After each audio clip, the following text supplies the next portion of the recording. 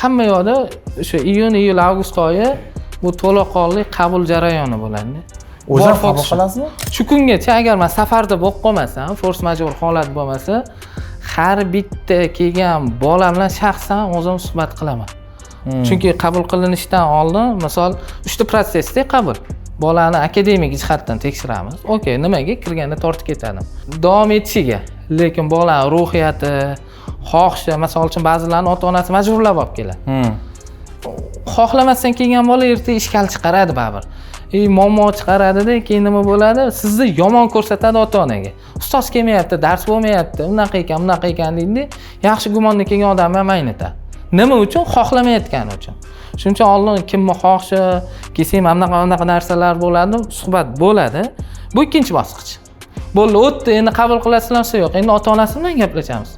Ota-onani kutilma bilan biz berayotgan gap so'z bitta joydami yo'qmi?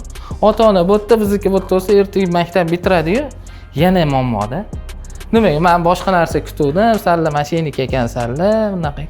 Ortiqcha gap so'zlarni oldini olish uchun biz masjidga ketyapmiz, siz shunga rozimisiz? Qo'llab-quvvatlaysizmi? Bolangiz ertaga mamnaqa masalalar yuzaga kelsa, poddeshka qilasizmi yo'qmi? Kelishib olinadi, jentelmenskiy bo'ladi. Ya'ni ota-onaning saviyasini ham ko'ramiz. Haqiqatda bolam bilan ishlaydiganmi yo tashlab qo'ygan, oilada travma bor, maktabdan yechim qidiryaptimi?